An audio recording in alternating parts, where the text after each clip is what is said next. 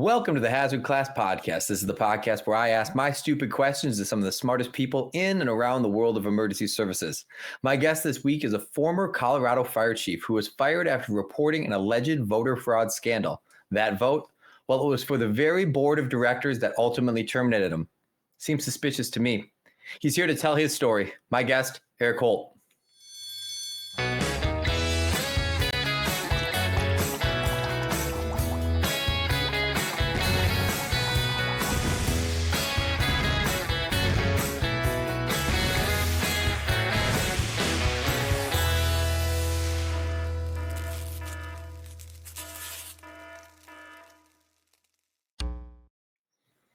Erik, thanks for joining me, man. I appreciate it, man. I'm super excited to come on and talk. Yeah, I've been doing some reading about the story, and it just seems crazy. And so, like I said to you right before we jumped on, like I do want to get to know you a little bit before we get into the quote unquote scandal. But there is a lot to know, and I'm excited to know it because it does seem very bizarre and very suspicious. So before we get into that, though, let's talk about you and your career. I mean, why did you end up in emergency services in the fire service? What's the origin story? Yeah, man, I'm super grateful for the journey for sure, as I'm sure most guys do in their career. But I was in high school, just a punk kid, didn't really have much direction in a small town. And the local fire chief hit me up like, I think I was 16 years old, man. He was like, hey, do you want to come, join the fire department? I'm like, I don't know what I'm doing after work, man, but sure, I'll check it out, and showed up for, I think like the following Tuesday was training. And of course I was 16. I couldn't do a whole lot of stuff, but man, I fell in love from that moment. All of a sudden, like my life had sort of a vision to it, but being from a small town, I had to kind of figure my way out after high school. I joined the Army. I was lucky enough to get an Army firefighter position. Cool. Yeah, so I did 5 years active duty, did Iraq in 2005, 2006 in the city of Ramadi, which if you ever look at that, it was an adventure. My I had a past guest on that was actually in Ramadi around the same time frame. Ironically, he was a Marine. And then my brother was in Ramadi in 2003 in the Marine Corps as well. Yeah, definitely a non-tourist attraction. I'll say no that. kidding, right? I think that's the understatement of the century. Yeah. And so you do your active duty service and you come back. What are you doing at that point? Yeah, so I got back, and the Army kind of shuffles you around after deployment. So I was stationed out of Germany at the time, got PCS'd or moved my duty station to Fort Hood, Texas. And I had about a year left on my contract, my active duty contract. And at that point, you're kind of figuring out, am I going to re-enlist? What am I going to do? I tried to volunteer to go Afghanistan. And that didn't work. They just didn't take enough, there was like 2 slots that they were asking for volunteers. But I thought that'd be a cool way to kind of finish out. But at Fort Hood, the Army allows you to work in the fire station, so a little civilian. So I got some fire department time, which was, 4 years of the Army being in firefighting meant I never saw a fire truck.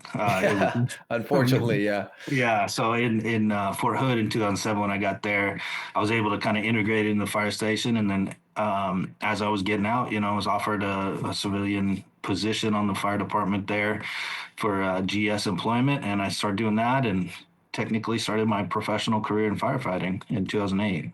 And that was in Texas?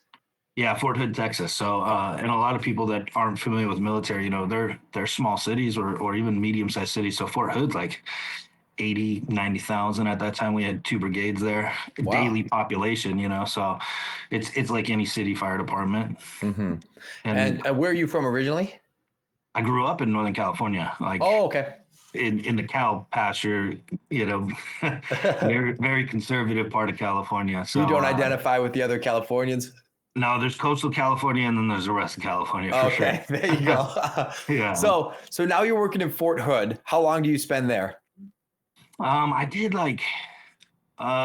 so civilian time I did 2008 to 2013, the end of 2013, and then I just sort of transferred up to Fort Carson, Colorado, and that's kind of the beauty of DoD services is you can quote unquote transfer. I mean, you still have to go through an interview process, be hired by another department, but it's just kind of an agency move, to a different state. So moved the family up there in 2013. And then I worked at Fort Carson Fire from 2013 to 2022.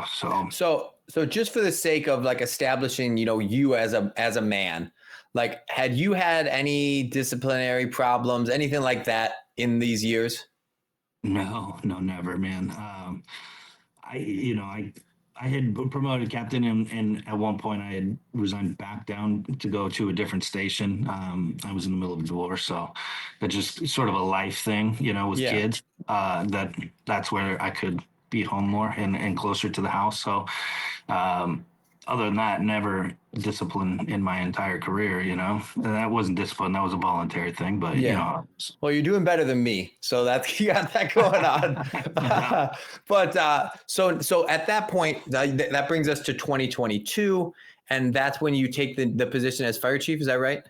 Yeah, so I mean, it just in personal life, man, I had gone through a nasty divorce, custody battle for a few years. So I was granted full custody of my two teenage daughters in 2022. Uh, and so I was looking like I was trying to figure out how to manage that, right?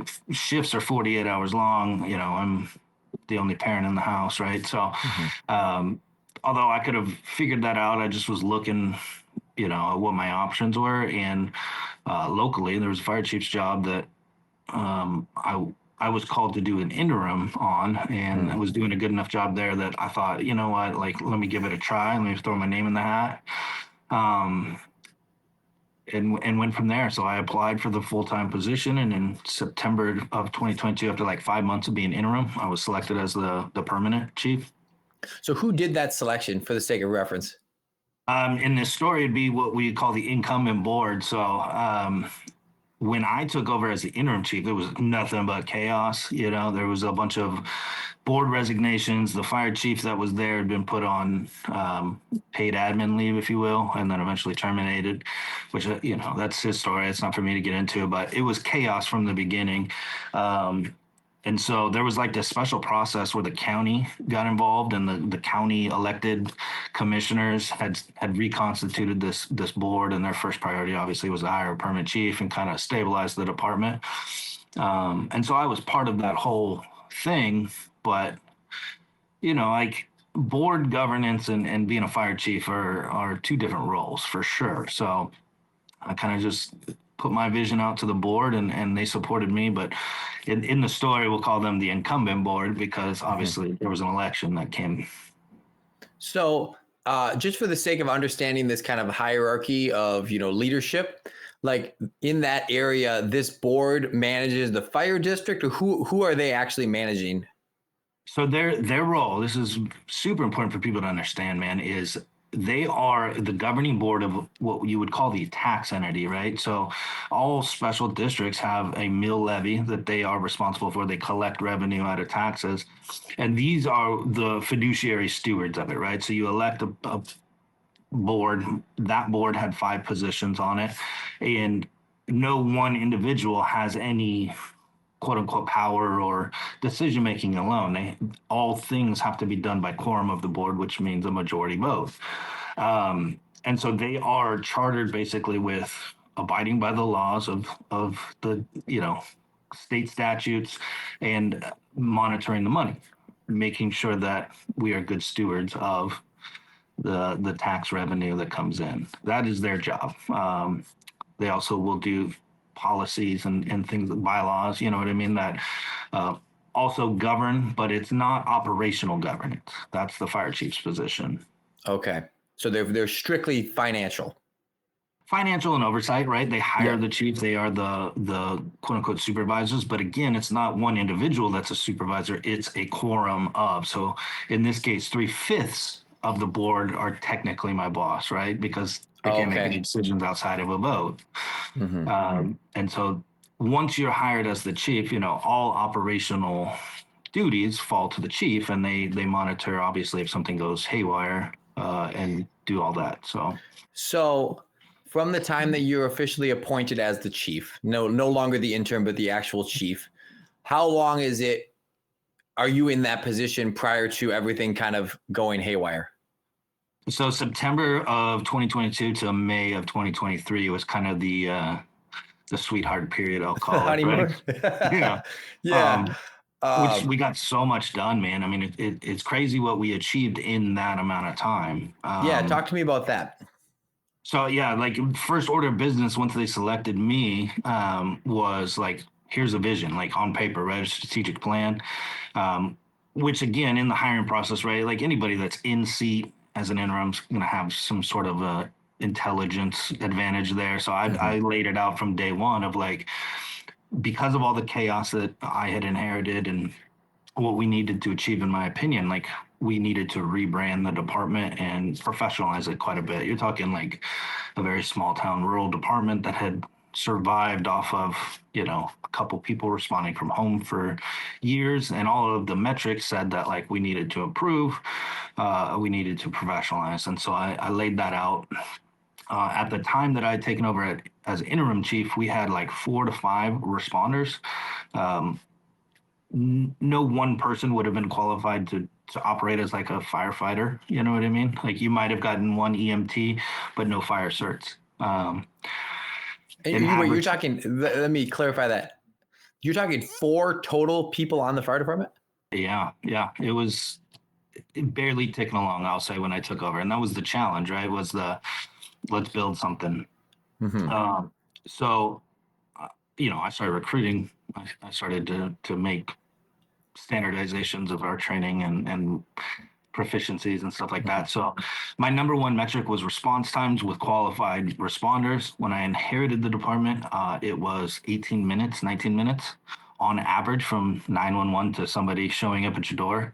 And then back then you wouldn't guarantee that like if you had a medical call, an EMT would arrive, right? Just somebody. It could just be a guy. Yeah. So if you go to May of 2023, the end of the honeymoon, if you will, we had 62 responders. Wow. Like 15 of them were qualified EMTs. Like another 11 were in the training pipeline for that.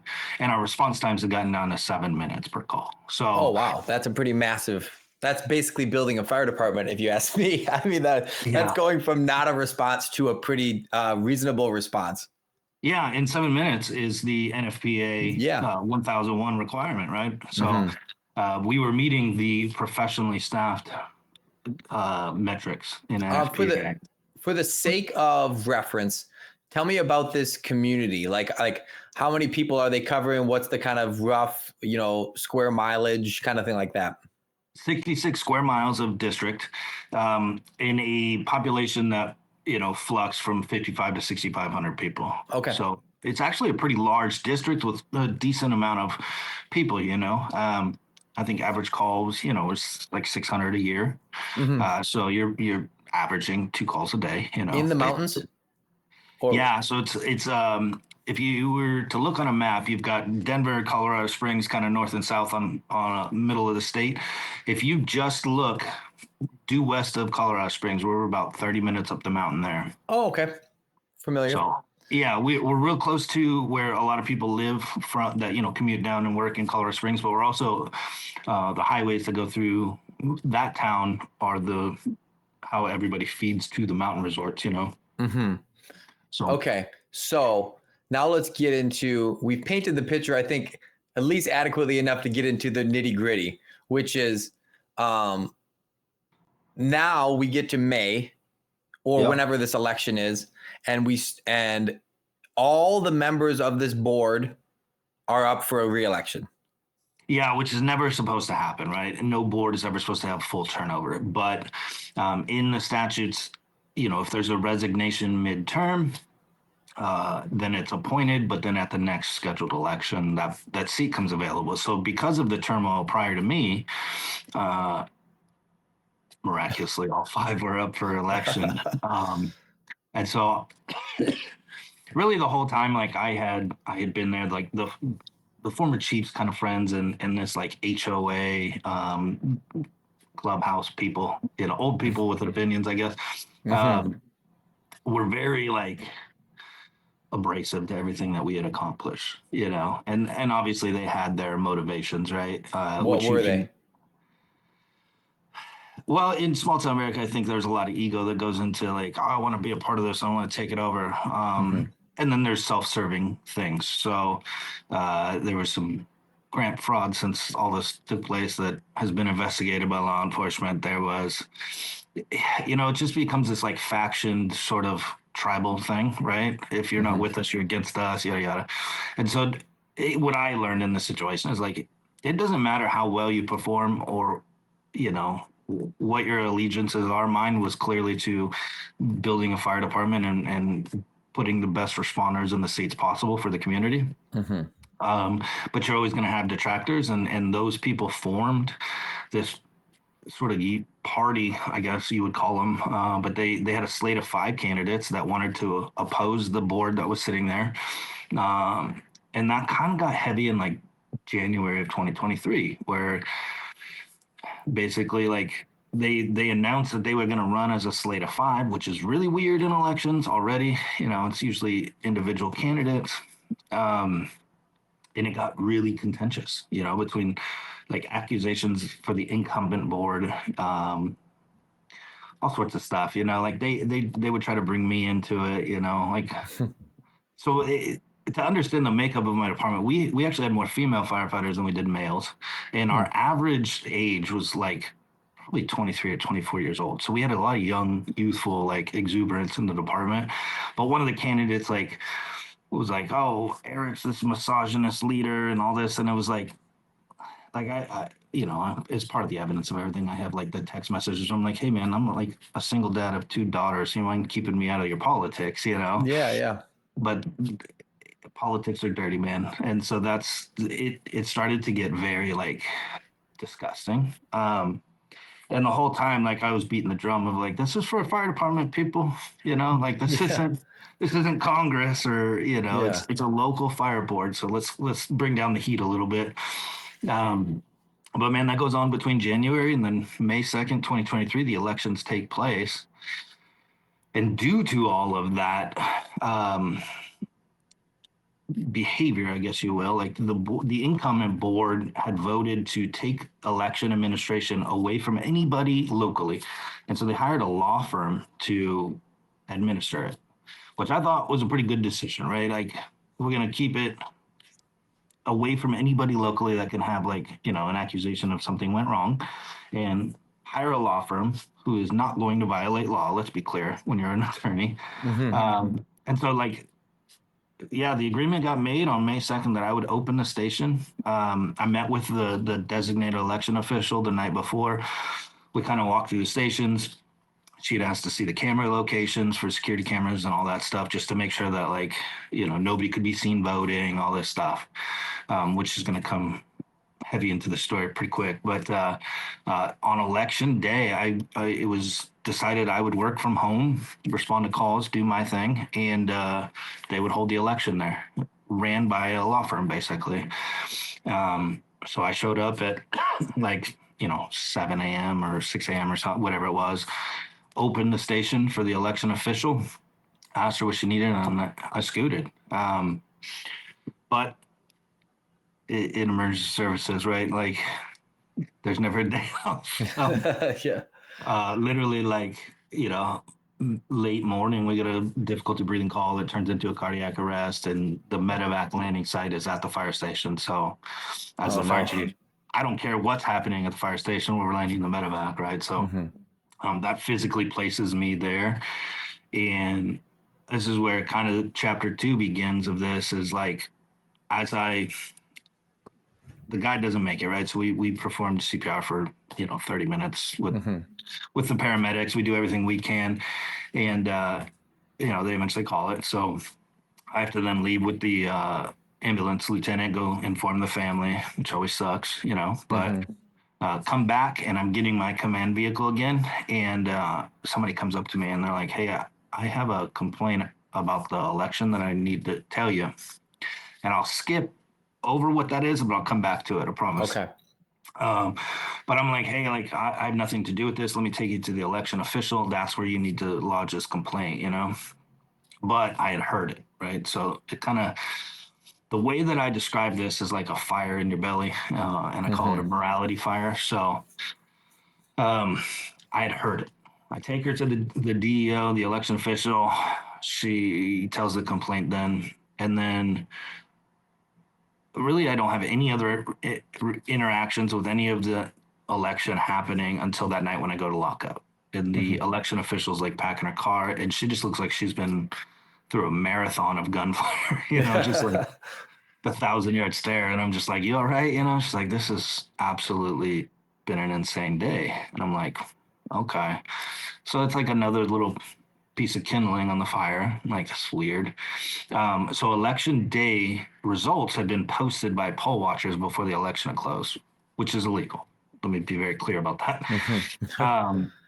But they're like posting it on local social media and like celebrating and all this. But everybody can see the numbers that they're posting, and it's like, that's kind of weird.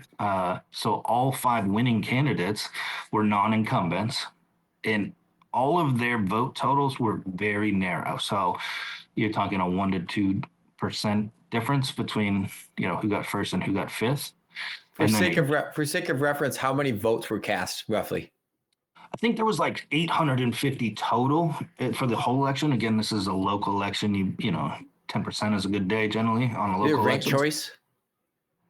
Or no, you wouldn't call it ranked choice. You just five seats. You get to 5 votes, right? Yep. So you circle 5 dots or whatever.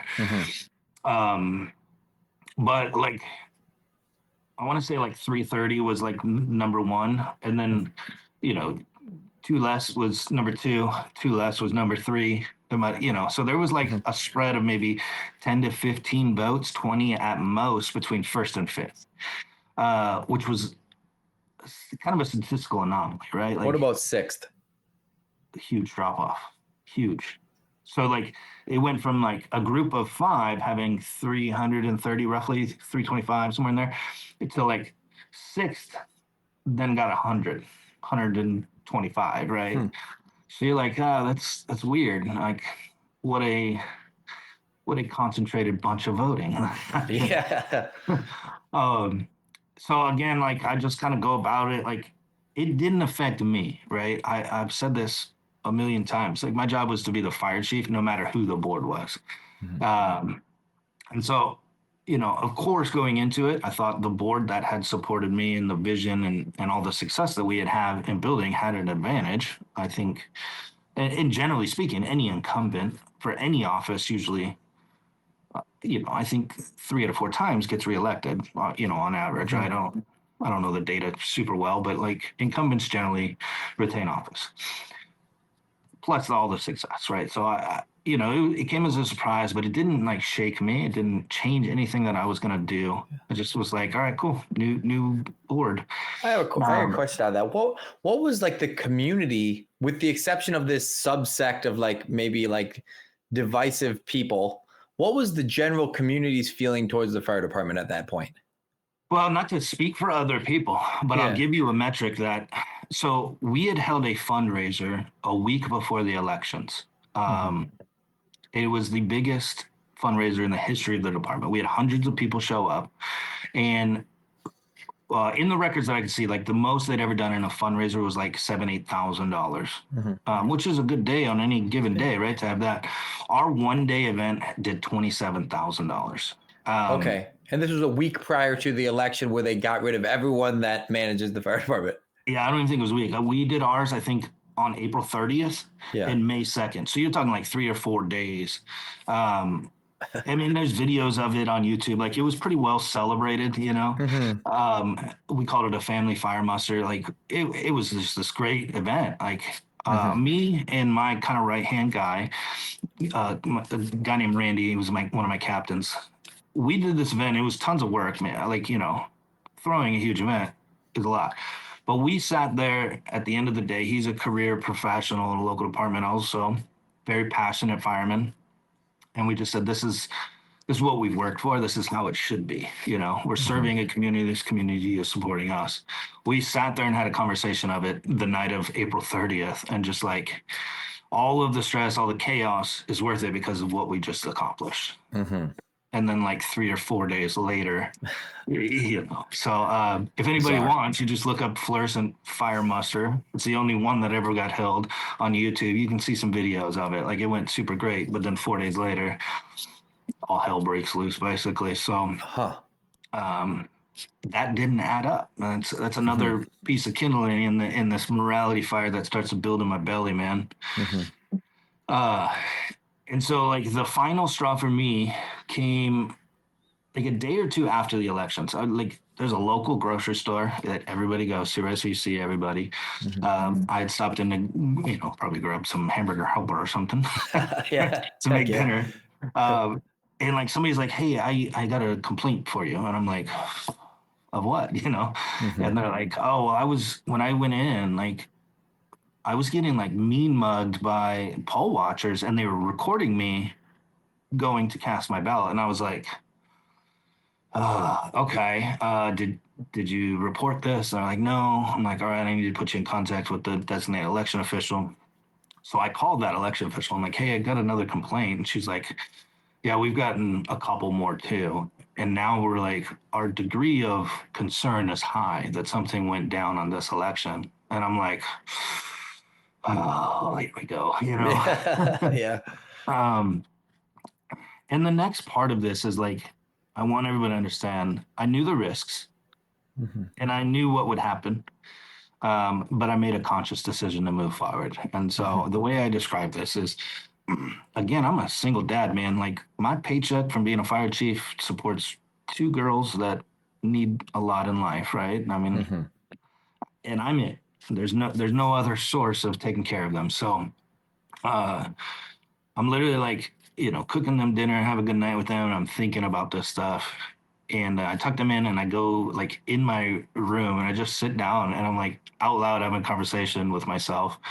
Probably some foul language of like, don't do this, you idiot. But I just was like, look, man, can you walk away from this and just like turn a blind eye? So there's two options in front of you. It's either shut up and stay employed or look into it. And if you find something, you're effed, you know? And I just was like, look, like if an election, which is one of our most sacred thing that we do as citizens to have a voice in our country, if that was violated, can I, as a military veteran, right? I've gone overseas to fight. Like it's just against every fabric that we have in us. And so I just was like, I can't do that. So now what do I do? You know? And so basically I consciously make this choice out loud in my bedroom, talking to myself out loud like a crazy person. But I think I had to have that exercise. You know what I'm saying? Like you got to just kind of voice all that. And so I just make the decision like, all right, well, I guess I'll dig into it and I'll find whether these are validated or something took place or didn't, right? So the next day I go to work as normal. I get off work. I go to Walmart, in my own vehicle, like plain clothes, like I'm sitting here today, buy a thumb drive, and I go to this third party company. And the third party company is who installed, maintains, and owns the servers and the security system for the fire station. They're in, a town over, like they don't work for the department. They were contracted to install this and maintain it and maintain the servers. So I go to them. I'm like, hey, I need footage from May 2nd, 2023, from I think it was 7 a.m. to 7 p.m. during the election on any cameras that matter. I will pay you guys out of my own pocket for that. Just let me know. Here's the thumb drive. So like a day or two later, they call me and they're like, hey, come pick it up, And this is a real important distinction of like, I didn't do this as a fire chief. I did this as just an everyday citizen. I think they knew who I was, but I didn't go in uniform. I didn't say, hey, I'm the fire chief. Like this is a tax funded building. I'm asking for surveillance of it. It's an open public building. So they had no reason to deny that. So just for sake of reference, because I completely don't know, theoretically, could a private citizen other than you have done this same thing?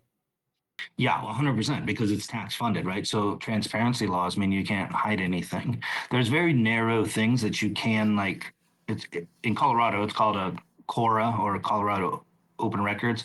A lot of people know them as FOIAs in media. So yeah, literally anybody could have said, oh, I want to pay for this out of pocket. Now, the only other step would probably they would have sent it to the board and said, "Hey, we got this," but they wouldn't be required to. So I actually don't know. But Yeah. regardless, like they may have said, "Hey, like somebody's asking for this footage," and they would have said, "Okay, well, give it to them," because they can't deny it. Yeah. So I get it. I always say it was like holding a nuclear missile. Yeah. Yeah. uh, I just like I remember going home and I was just like, "What's on this thing, man?" Like it just tingled when it hit my fingers, you know. Mm-hmm. But I didn't know what I was looking for. So, um, my involvement in elections prior to this was probably like 2 to 3 presidential elections I had cast a ballot in, and that was Yeah. it. Mm-hmm. You know, I'd never been a part of anything other than that. So I literally like stick this thing in, and I'm like, "What the hell am I looking for?" So I go on to Google, I type in election laws for the state of Colorado. I think it's like Title 32. I print it out, and like there's a list of rules. And so I literally just sit there and I start watching. The footage came on one thumb drive, but it was 4 cameras, and those 4 cameras were broken into 12 1-hour sections, right? So we're talking almost 48 hours. And I say almost because if you do math, it would equal 48. But one of the cameras just wasn't, it only like motion activated a few times. So it wasn't like Okay. full, you know what I mean? On the, but 3 main cameras that were 12 hours long. Mm-hmm. And so I literally just started watching, man. And you want to talk about a boring I was show? gonna say it sounds like the most boring show of all time. Yeah, it Yeah. really is. And you know, like on my socials, like you know, I post all these videos from the actual footage, but like one of the first things that caught my attention, because one of the first rules is like no recording devices, no, you know, phones, no tabulating of votes, no this, that, and that, right? There's like 15 very clear rules. And so like I'm watching and like in hour one as it's playing, like this poll watcher flips open a laptop and you can see it recording the polling location. And I'm like, well, rule one says no recording. So you put Mm-hmm. a tally mark, right? Yeah. So that's literally just how I kind of went through it. It was like I'd see something that just seemed a little weird, and I'd look at the rules, and then I'd put a tally mark. Mm-hmm. And so by the end of 40 some odd hours of footage, this paper has like hundreds of tally marks, and I'm like, holy cow! Like nobody accidentally commits 100, 200 violations of law, Yeah. So then I had to go back through, and I had to look for is there a scheme that plays out, right? Mm-hmm. And so Over what I, period of I'm time are you doing all this? like after work, man. I'm No, but I still mean, like, is working. this like over the course of 4 months, over a course of 2 weeks, or? It's pretty rapid. So like May 2nd it happened. I would say by like May 5th is when I probably Oh. secured the footage. Mm-hmm. And then between May 5th, 6th-ish to like the 12th. So a Okay. week span, I'm like going through this after work at nights, right? Mm-hmm. Which is a lot, man. I mean, you're talking it'd be for a week, it was like a second full-time job. For sure. Yeah. But once I got into it, I was just like, I can't stop, man. Mm-hmm. Like there's hundreds of laws broken here. Um, and so I didn't have to watch it like fully through a second time, but I had to look for like, are these all tied together? And so when I Mm-hmm. started watching again, I knew all the violations that took place and I was trying to solve a puzzle. So it went a little faster, right? Mm-hmm. But what I picked up on first was the poll watchers all had stuff in their hands the whole time and they were like doing an action with them. And it was corresponding to these very weird motions happening. So how the camera was set up, like the main big deal camera was, it was in the far corner of the station and like it looked towards the front door, but it was like a fisheye, right? So you could see the whole room. Uh, Facing the camera would have been the screens that block, like, people filling out their ballots Mm-hmm. by design, of course. Like they set it up that way. But directly under the camera is the poll watcher table. So you literally have this great view of like people walking in the front door, they register, they were handed their ballot, they go behind the screens, and they come in and they stuff it in the box. But in between that, what kept happening is like I would see these weird like to the poll watchers, and then they would take an action, and they would like talk and compare these things in their hands, and then like it got more egregious. I'd find people that were like, as they were walking to stuff their ballot, and I'm like, what the hell? So let me take you back to that complaint that I had received in the parking lot that day. Mm-hmm. So what the person had told me was that they had followed they had, cast their ballot and they were coming out of the station, but as they were walking out, they were behind one of the poll watchers. And the poll watcher was on their phone, which is already a violation of the laws, right? You're not allowed to have a phone if you're a poll watcher. But what the lady overheard was, did you pay them? What vehicle? It's the people pulling into the station right now. And like she said, yeah, like went to the cones where the electioneering zone is set up, and then literally like motioned people over, and I could hear her tell them who to go vote for. And I was like, right. So that's the thing that had lit the fire. Yeah. But now that I'm reviewing the footage, I can go, right. I checked my call log and I was like, oh, yeah, this is when I was at the station. Let me match that time. Oh, here it is. Right. And it's got audio.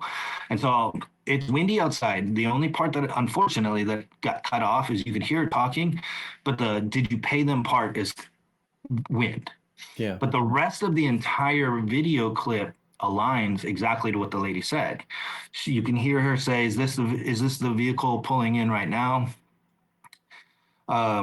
She says like something like, oh, I'm only one concern or something like that. And it kind of gets jumbled again. And then you can see her motion over to these people and they walk up to her and she comes in, like gives them a hug, and you can hear her tell who to go vote for.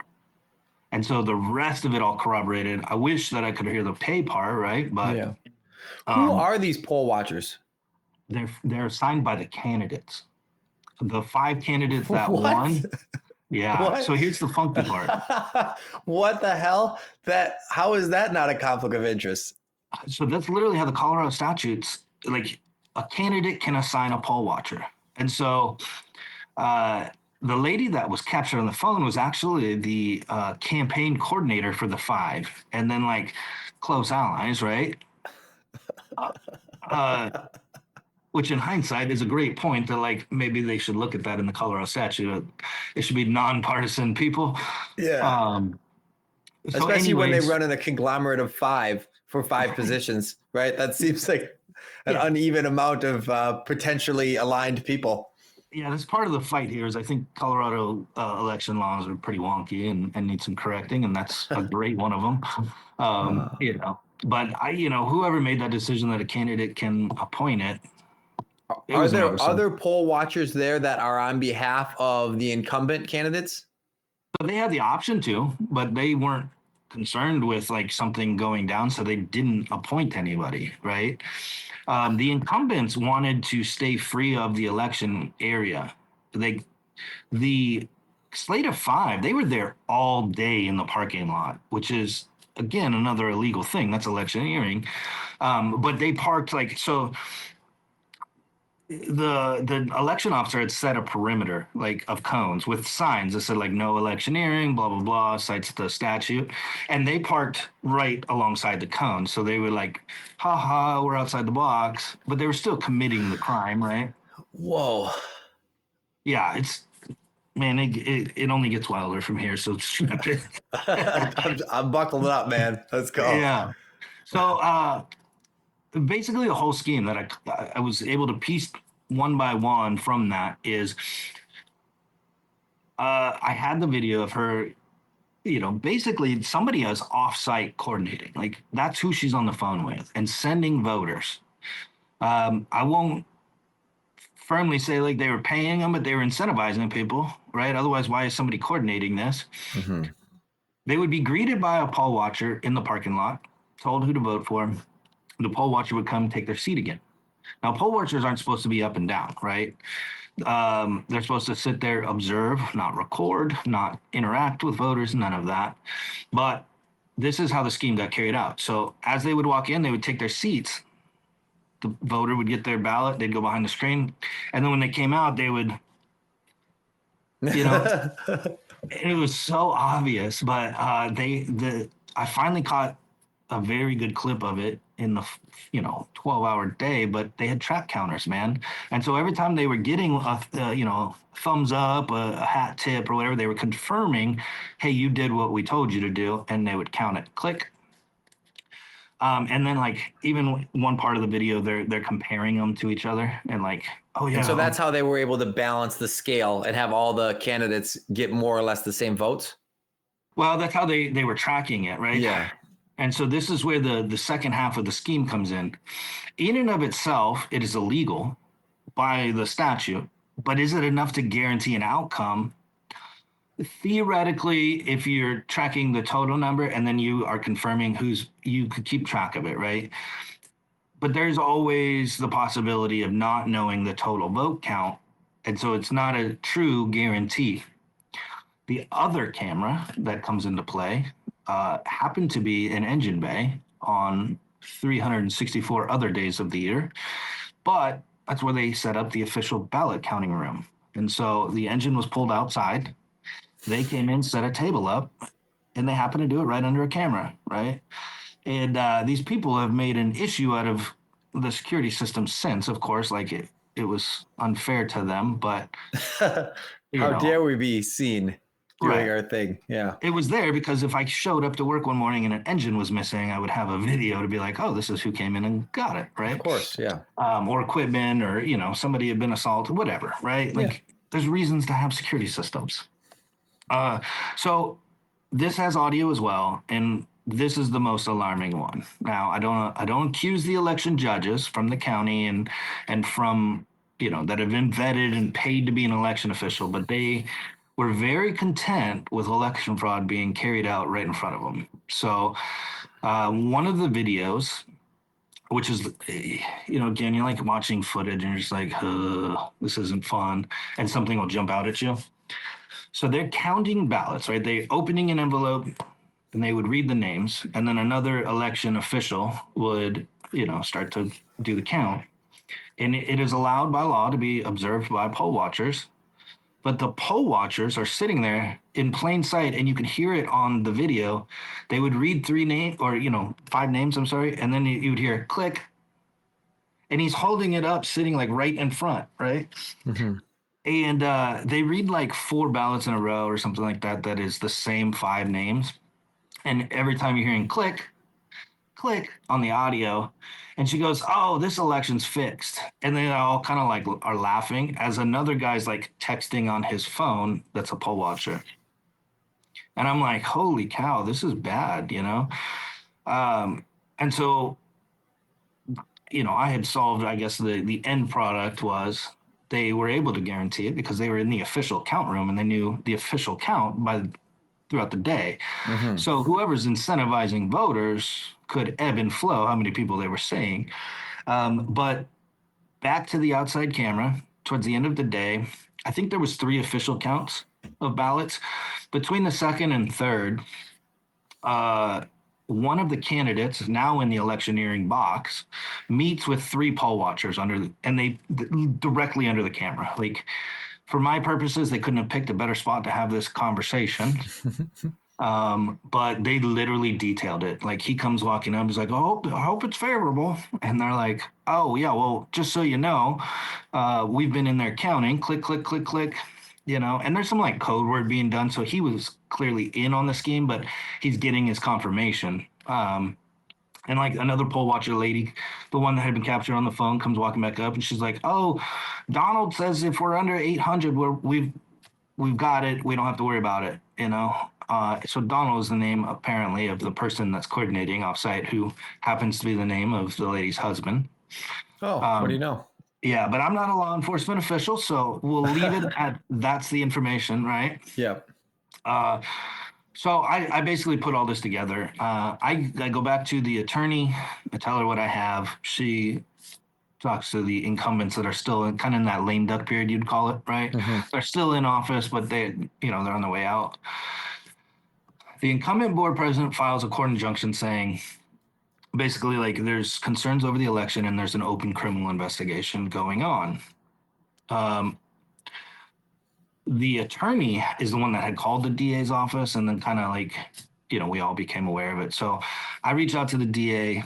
I was very, very naive. I'm like, hey, I need to talk to the DA. And they're like, sorry, who the hell are you? Yeah. And I'm like, well, this is why I'm calling. So, an investigator calls me back. He wants to meet with me like ASAP.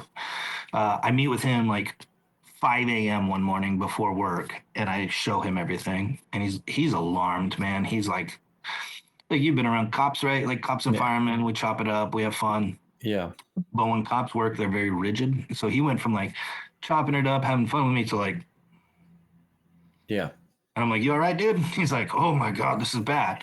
Yeah. And so like, for like 2 hours, maybe I show him footage and I kind of walk him through like how I piece this together. And in his report, he puts like, it is very clear to me that election violations took place on May 2nd, 2023 for, this election. And he opens a criminal investigation. So this time I'm like, all right, cool. I did my job, like back to being a fire chief, right? And it didn't happen that way. So, to say the least, I think. Yeah, man. You want to talk about like turmoil all of a sudden. So this happens very rapidly. Like between May 16th, May 19th, is when I met with him. Mm-hmm. And then May 24th was supposed to be the transition meeting, but where the incumbent board, hands the reins off basically. And so I think May 15th, the incumbent president filed the court injunction. So that was kind of like pending being heard on an emergency thing. And the lawyer had advised, like, this is very wonky. We can't, in good conscience, sort of just like let these people take over. So we got to figure out what to do. And so between the incumbent president and the attorney, they posted a public notice that they were suspending that meeting up until like June 10th. And the way that happened was like the Colorado statute says like after an election, transition will happen at the next board meeting or 45 days after the certification of election. And so they just pushed it to the 45-day mark. And these people went absolute bananas, man. Because like the notice literally said like due to an open criminal investigation into election violations, and so now it's out there. So for are these positions like paid or like what's these people's motivations to like get on this board so aggressively? I don't, there's a stipend, but it's not enough motivation to like do anything. It's prestige or some sort of local clout or something like that. I think that's a big part of it for sure, right? Especially because like the chaos that it took place prior to me and all this stuff of like, you can come in and just be like something that has attention. You can be on the board. There's financial motivations. This department had like $1 million budget that you now have access to decide how it gets spent. So if you're, let's say, an HOA president or vice president, you can spend that money for your HOA, That's nice. You can build up the station in your neighborhood and ignore the others, right? So there's some wonky stuff. And like I said, there was like some grants issues that have been investigated. I don't know really the outcome of that.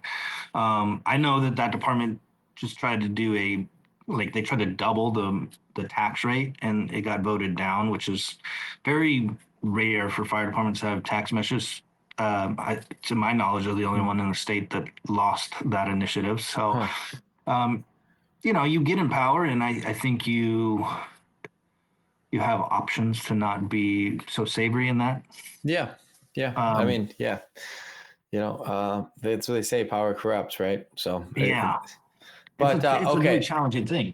Yeah. So now you're doing this transition. You're in this. You've stayed the election results for 45 days. You have nothing to. But and when you say attorney, just for the sake of clarity, when you say attorney, that's the election official, correct? So she employed the election official. So it's a law firm, right? So I think the paralegal was technically the election official, but the law firm had oversight of it, right? Okay. So that's just how it worked out. The law firm got paid to do it.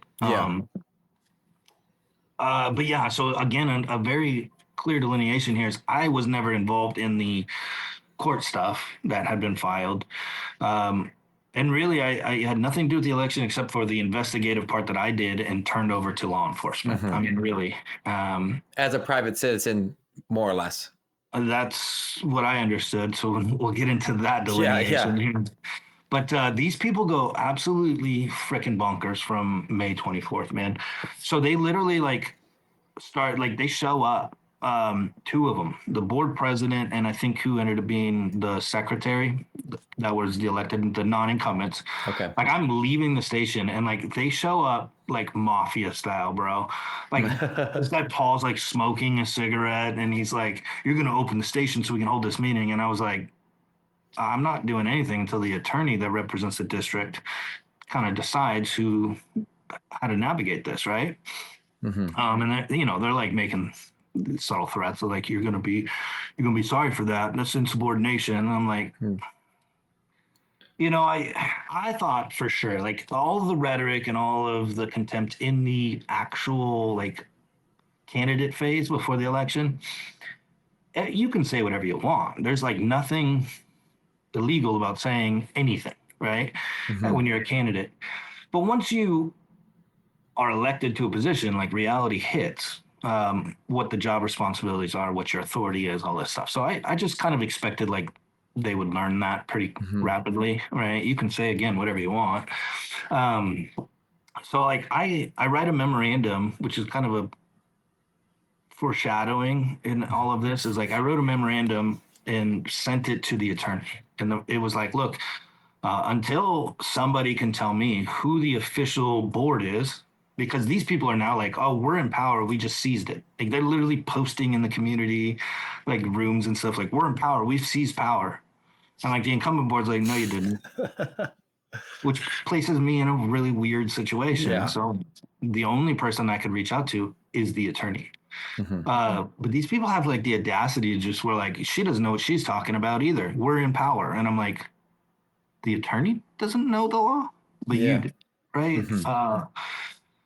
Okay. Does the newly elected board know that you were the quote unquote whistleblower for the election thing? Yes. So they deny this, right? They deny it wholeheartedly out of convenience.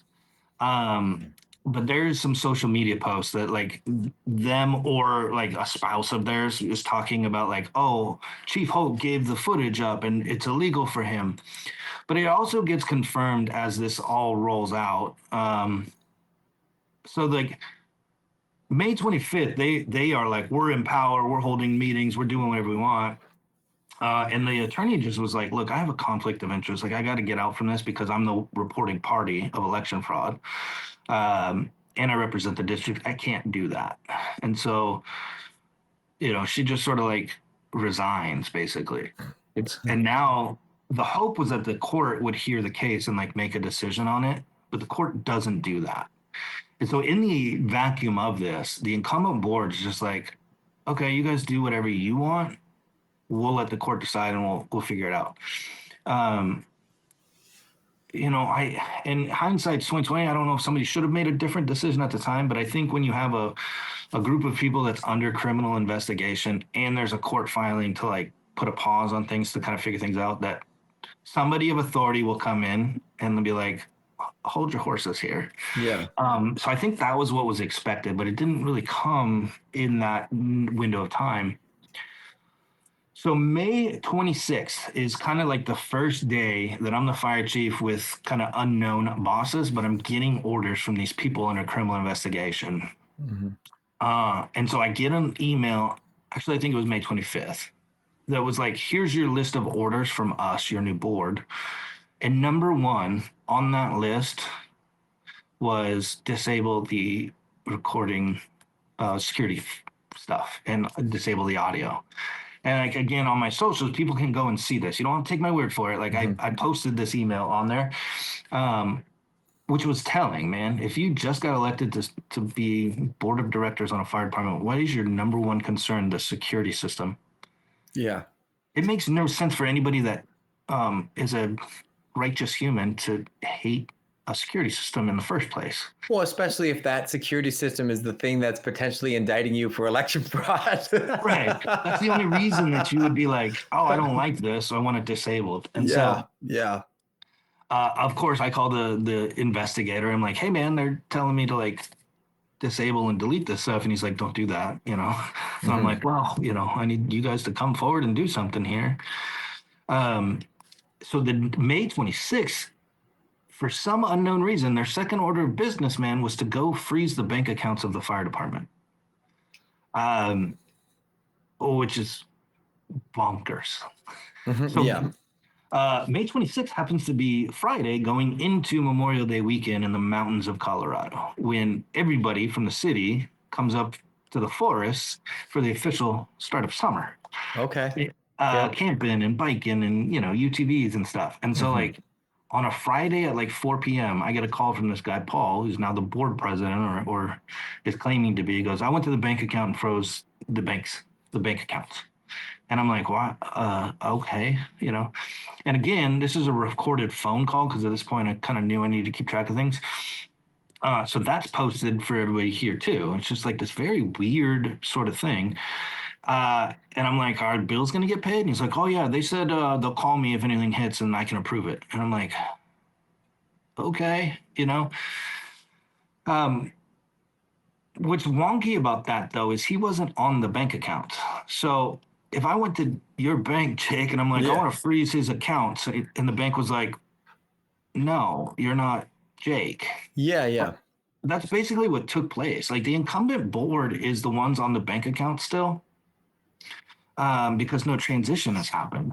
And so this guy just shows up at the bank's like, freeze the account. And the bank, apparently, according to him, was like, okay, well, unbeknownst to everybody. Is this like a small town bank? Like everyone knows each other at this bank, or is this like a national bank kind of thing?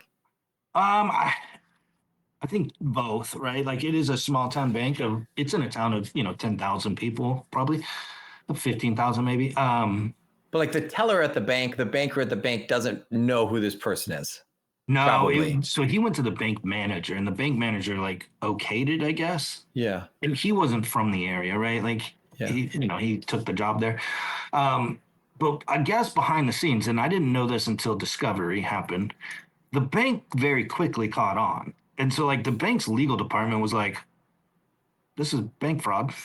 And so they hard froze the bank account.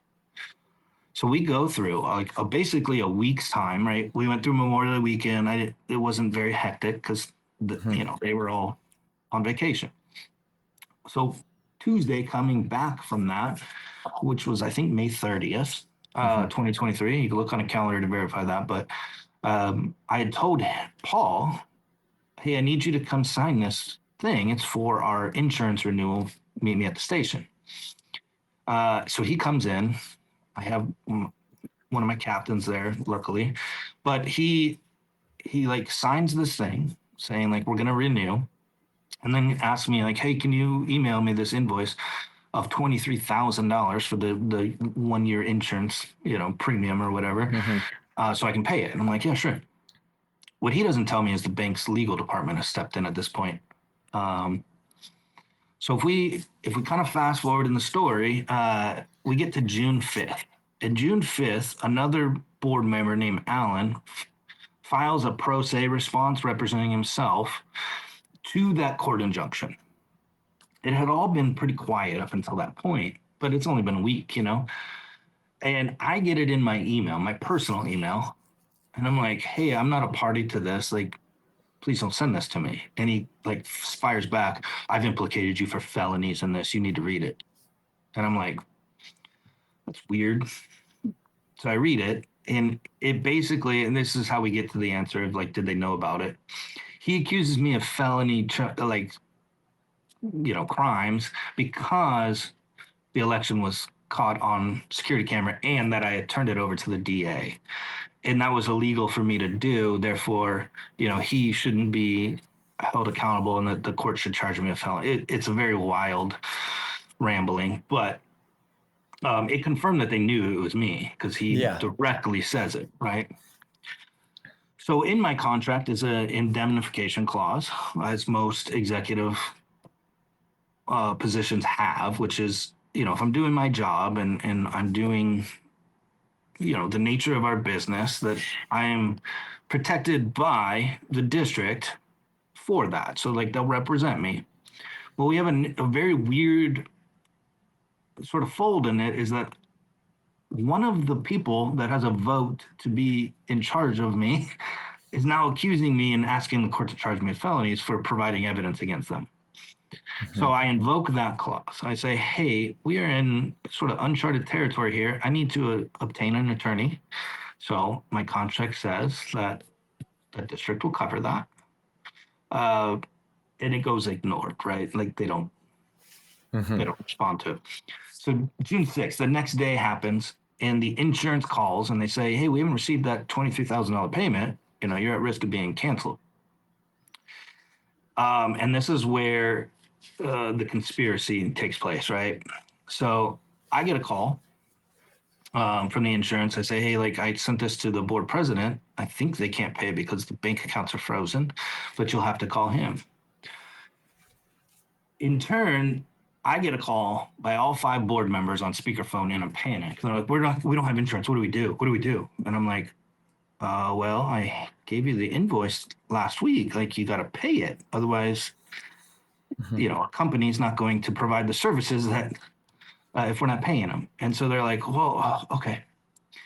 So what Paul claims is he called the bank and at that point was informed by the bank that there was a hard freeze on the accounts. Then hangs up, calls his personal bank, and wires money, which sounds noble. But in the time I can track and discover, the time they called me and informed me, and then the time that the wire transfer had happened. So he claims that he called 2 banks in 11 minutes and effected a wire transfer from his personal account.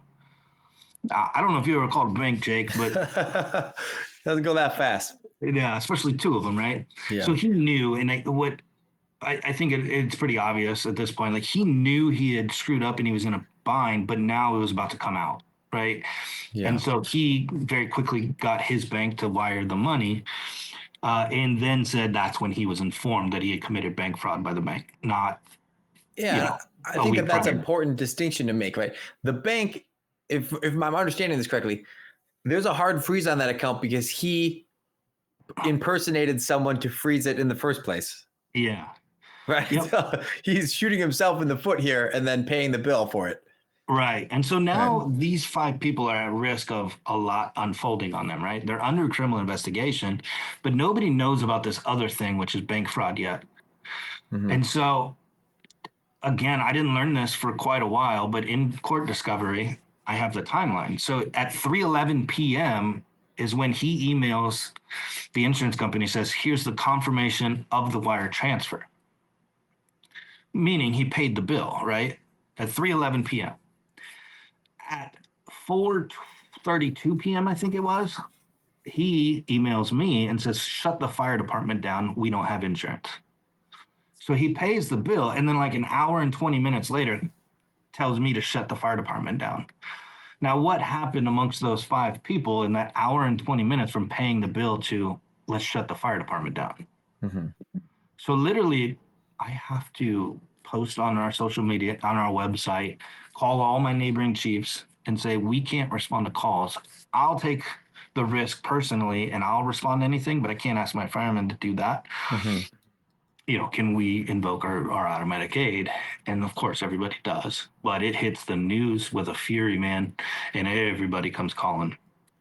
And so for 4 hours, the district can't respond to emergency calls for service. And luckily, to my recollection, I don't think that any calls came in. I'd have to check, but just off recollection right now. But everybody knows there's something afoot at this point. And so Paul and Judy, the 2 board members, post a public message basically where he accepts blame for it and says, like, due to my agreement with the bank, they deemed it to be illegal, but they didn't notify me, and that's how this happened. It's just a hiccup. It's no big deal, basically. And they try to kind of sweep it. News calls. I give an interview. The incumbent board president had also given an interview, and now the new board president gave an interview. And my interview was very quick. It was just like, look, I've been doing this 22 years. I've never seen this happen. A lot of people are giving me kind of some illegal directives here, and I think somebody needs to get this figured out. But, it shut my fire department down from operating, and I think that's unexcusable. Yeah. and they didn't like that, man. uh, But for, like, did he not pay the insurance bill? Technically, you never didn't have insurance, or is that wrong? no, technically speaking, we never lost insurance. It was a threat that we were going to cancel it if we don't get paid. Yeah. But he wired again at 3:11 p.m. He wired the money, and so the bill got paid. But then an hour and a half later, shut the department down, and then like 4 hours later, said we could open it back up. Rather than just pay the bill, we're good. Nobody shuts down. Yeah. I think clearly these in that hour and a half time, they hatched a plan of like, okay, now we can blame somebody else for this. Yeah. Blame the fire chief, right? Yeah. And so, like, I'm actually scheduled to be on vacation the week following this. Now, vacation, Convenient. yeah, it really. My vacation was I didn't hold office hours. I still responded to all the calls. I still did all the training, right? Mhm. But it was like to just get out of the fray for a little bit, you know. Yeah. And it was also like my daughters were on summer vacation, so. Mhm. During that, the board holds 3 executive session meetings with now a new attorney that they've hired, to which they violate like the requirements of posting what these are for, but they hold them. And then on June 21st, like 3 weeks after they've seized power and we're still waiting on a court injunction, I get contacted while I'm on vacation. You need to be at a meeting tomorrow at 4. Here's the agenda. Well, the agenda says like evaluate my employment, and then the next agenda item was hire an interim chief or appoint an interim chief. And I was like, oh, okay. And these people did this so maliciously, man. Like Yeah. it's not like a normal like fire chiefs get fired, right? Or like executives get fired. You don't make a parade out of it. These people rented a commercial popcorn machine and lemonade dispensers and like paraded them into the fire station in front of me and all my firefighters. And like we're serving lemonade like it was a good party, like they were celebrating this, right? Weird. So it's weird again on the intentions of why you would Mhm. do that. But yeah, I get fired June 22nd, 2023, 33 days after I turned over evidence of election fraud. Definitely unrelated. Definitely unrelated. Definitely unrelated. Yeah. Again, so the letters on my social media stuff, they cite that I didn't pay the insurance bill, and that's Yeah. why. Yeah, and it's interesting because I came into this interview obviously reading about it and knowing that that was their reasoning. So Right, yeah. as listening to your story progress, and then we eventually hit insurance, I'm like, oh, okay, well, this feels like a much more likely scenario based off of all the BS that they've already pulled, that they're going to try to make you the patsy for this insurance problem, right? Yeah, I mean, it's super illegal to be like, we're firing him because he turned over evidence against us. Yeah. I mean, you don't have to be an attorney or someone super well versed in, legality to realize that feels fishy, right? Yeah, and just to give like a 30-second, the bylaws of the district made it where I was never on the bank account. I had no signatory authority on the bank. By policy and bylaws, my authorization to spend in an emergency situation was $5,000. Anything in excess of 5,000 had to go to the board at a meeting, be voted on, and placed in the minutes, all that stuff. And oh, by the way, he froze the bank accounts, right? So for me to even like try to pay that bill, I would have had to get access to a system that I didn't have, input and print a check, sign a check that would have been illegal for me to sign, and then like it would have had a process without the bank being frozen. So like in any which way possible, even if I was authorized, he froze the bank accounts. But because I wasn't even authorized, like the whole thing falls on its face as kind of this pretextual, like, here's our way to get rid of him, but not say it's because he's cooperating with, at the time they fired me, is an ongoing, like it's still happening when they fire me. So now we get into witness retaliation, right? That's a protected thing. And so I call the DA's office. Again, this is in their investigation file. I'm like, hey, these people are taking my livelihood because I'm cooperating with this, like do something. Um,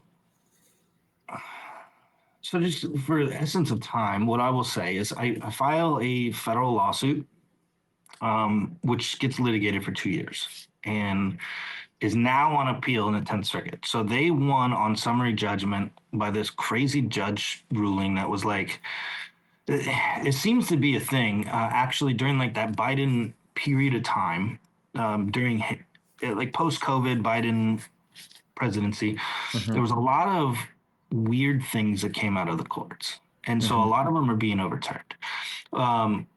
So in the case law that applies to me, there's several. It's like Garcetti Ceballos, Pickering balancing test, Lane. These are all like Supreme Court cases, is how you kind of have to structure your arguments, right? So the judge ruled and granted them summary judgment, dismissing my case, saying that like because I was a fire chief, it was just expected that I would do all the investigation that I did and that I had access to it because I was the fire chief and all this stuff. She kind of misquoted a lot of stuff. So during this period of time, over the 2 year span, they had blackballed me so bad and like the press and how they fired me and like made all this charade that like it took me over a year just to find another job. I've yet to find another job in the fire service. It's completely different field. I had to sell my home and pay 100 some odd grand to an attorney to like litigate this thing for me. And at this point, when this court ruling happens, I'm now living in a different state in my stepdad's backyard in a camper trailer with my 2 daughters and my dog and my girlfriend. So like life had definitely taken an unfortunate path here. And then I get this court ruling and I'm just like, what the hell, man? And so my attorney calls, who I have paid every dime that I had to my name. Again, I'm living in a freaking camper, man. And he's like, oh, I don't agree with this. I think it's a really bad ruling. Let's appeal it. And I'm like, yeah, let's appeal it. And he's like, okay, give me 50,000 up front and I'll do it. And I'm like, bro, I live in a camper. Like, you haven't made enough off me to like just file some paperwork. So we could spend some time on this, but like it was a tough decision. I had like given up initially, and my friends, my family, like those close to me, it was like, you can't give up, dude. Like, you got to keep going. And there was a kind of a pivotal moment where I'm eating dinner with my daughters, my girlfriend, and like I have 2 teen girls, so they're just yapping, man. Just nonstop. But it was weird because like I was kind of like internally trying to wade through all this stuff of like keeping the fight, giving up, all this stuff. And so they're yapping like teen girls do. And like, it's just dead silence, man. It's like almost like that tinnitus ring in my ear. And I don't hear anything that's happening. I just had this moment where it's just like, I'm not letting them see me quit on anything. Like whatever it takes, I'm going to keep fighting. And so I go pro se in the 10th Circuit Court of Appeals, man. And I file all my briefs. I'm like, I start doing media. I start showing like my Justice for Hope pages. My buddy Sam owns Collecting Head Media, and he's one of my best friends. He's like, dude, just grab your phone, turn it at your face, and start telling the story in 10-minute clips. And I was like, okay. So I started doing that. And, I started getting a little bit of attention, and, I podcast to podcast, and I've gotten some attention on it, which is great. And so from that, I do have Mountain State's legal foundation that now represents me in pro bono. They came on after hearing my story, and kind of everything's about connections, man. So I did one podcast. Who knew an attorney? Told me call that guy. That guy knew this other attorney, blah, blah, blah. So I ended up with them representing me. But the craziest part of the whole story, which if this hasn't been crazy enough. Yeah, I was going to say, where does it go from here? The aliens come down or something? I'm waiting for that. So I have to do all my appellate briefs, dude. And I'm a career fireman. That's all I've ever done. It's the one thing I'm good at, And I'm learning law for the first time in my life, which is a foreign language written in Latin. But man, like one night, one thing is when I had a train, I didn't know who I was litigating against. I just knew the named defendant was the fire department, right? So I finally learned that, like, the law firm I'm litigating, it's called Vaughn and DeMuro Law Firm out of Colorado Springs, Colorado. And so I'm like going through, like, looking for pieces and thousands of pages of evidence, right? That was from discovery. And I catch, I guess subconsciously, a name. And I'm dead asleep one night, man. And I think, firemen and cops probably think a lot because we're used to not sleeping for our whole Yeah. careers. Yeah. But like, I'm dead asleep, man. And I just shoot up, like, it's sitting in bed. And I'm like, no way. No way. What I caught is the chief deputy district attorney's name was Andrew Vaughn, and it's spelled the same unique way that Vaughn and DeMuro Law Firm is, who I'm litigating against. And I was like, they can't be related, or like, whatever. So I wake up the next morning, and I call this company Kinetic Investigations, who's a PI, and I'm like, hey man, can you look at this for me? And he sends me a report, a day or two later, that was like, it's father and son. So the lead defense counsel for the people that committed election fraud that I'm suing for a First Amendment retaliation hired Vaughn and DeMuro Law Firm, where the principal attorney is the dad of the chief deputy district attorney. And so then I have to plug it into the timeline. Well, I filed my lawsuit July 14th. They got served 2 weeks later. That puts us at like July 26th. Okay, so they hire an attorney, let's say the 26th, 27th. It's Vaughn and DeMuro Law. August 1st, son, the number 2 in the district attorney's office, very abruptly and suddenly cancels the criminal investigation into election fraud. Within 3 to 4 days of his dad becoming defense counsel for the people that committed those crimes. What the hell? So yeah, now we've got some deeper corruption, right? Like, this can't be real. And meanwhile, I'm just like, I gotta keep fighting, man. I just gotta keep fighting. Like, let's play this game. On earth? Yeah. So if you go on my socials, I literally just like formulated and typed up an open letter to the district attorney in Colorado Springs. Yeah, your office is corrupt. There was never a conflict of interest, which is required by law, declared on this. Mm-hmm. It's very suspicious, the timeline, that 3 days after this guy's dad becomes defense attorney, he cancels this thing. So we're navigating that currently. They have reopened, let's say, the criminal investigation. Quote unquote. Yeah. I've received one phone call that was very rude. The new chief deputy district attorney, because that guy got himself fired for unrelated criminal stuff. I think he got fired. He no longer works as the DA, Andrew Vaughn. So his replacement calls me, was just not a nice fella. Let me just play it that way, right? Mm-hmm. Tells me he doesn't see anything. I'm like, well, the supplement file says that, like, the day that I met with the criminal investigator, it was very clear to him that there was election, and now you guys can't see it. Why? So I go back to an open records request, and I find, oh, well, the law firm also invited him to a party on this date. Yeah, so they're all tied together. Oh my. Yeah. I'm waiting for the Netflix series to come out. That's what this feels like. I'm listening to Making the Murderer or something. It's just as complex, for sure. And it's just like, we get to this point where it's like, I'm waiting on a panel for my appellate court case. Last week, I think, or 2 weeks ago, the same court, the 10th Circuit Court of Appeals, reversed a case almost identical to mine, where I actually have some stronger arguments. It's like, this was an attorney that was representing some district in Colorado. It was like, hey, you guys are doing things illegally. They didn't listen. She spoke out publicly against it. They fired her. District court judge granted summary judgment. She appealed in the same court that I am, and the court sided with her and said, this is all wrong. This needs to go to trial. So now that's binding precedents in the same court that I have. Like, they have to apply the same law to my case, which is upcoming. So I'm extremely confident that we're going to get a win at the appellate court, send it back for trial. Well, now, one thing about courts that I didn't understand, and I'm sure a lot of people don't, is it's all procedure, man. Mm-hmm. For 2.5 years, I've been litigating this, and not one piece of evidence has come out.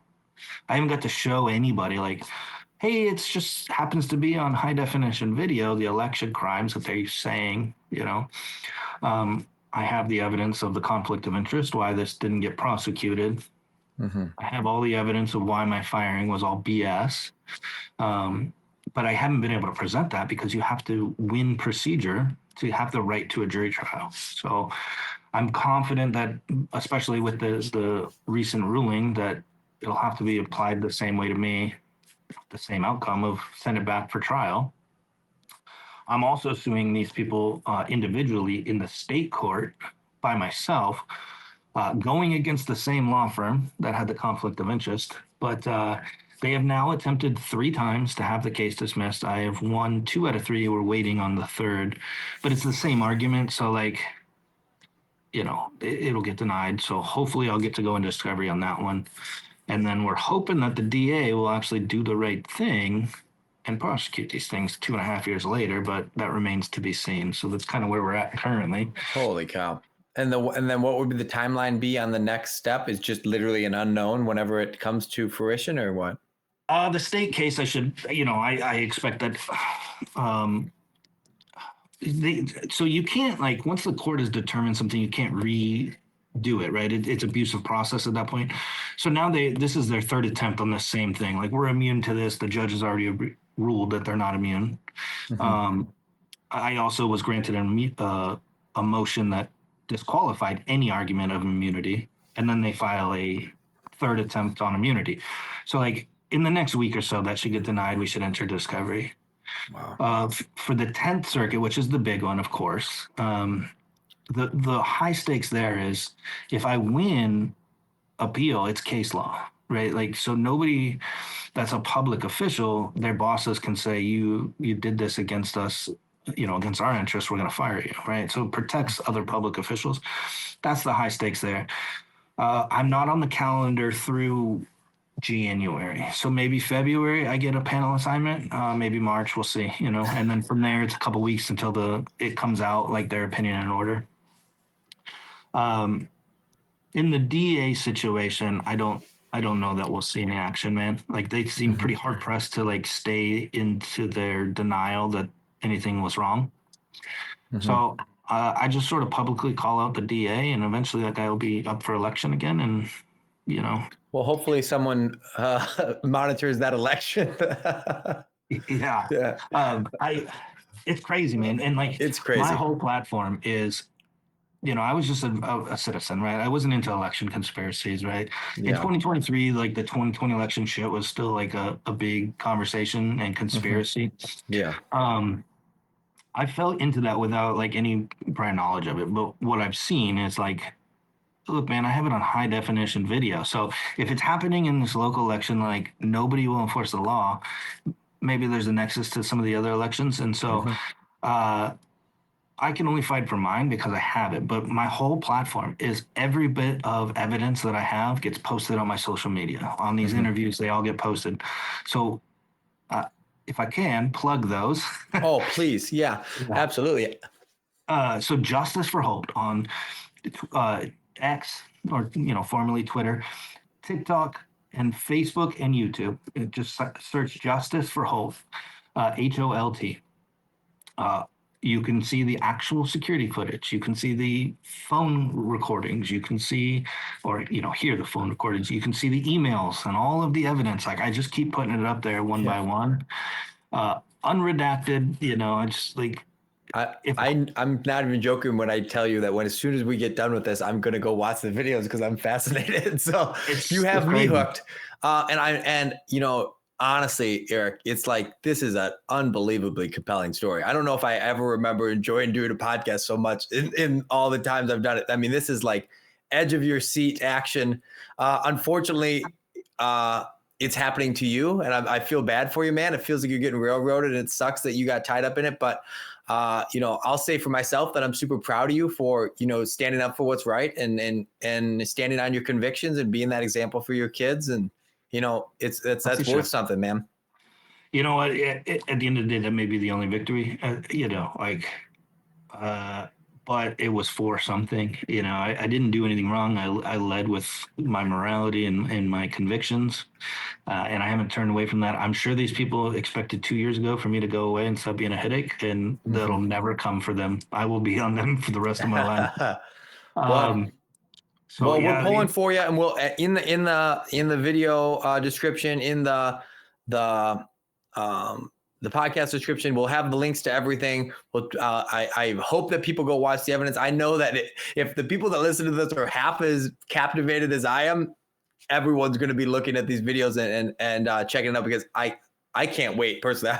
I'm like edge of your seat on this story. So, awesome. you know, good luck, man. I'm pulling for you. I hope and I pray that justice will prevail, because I hate to see when bad people get away with bad things.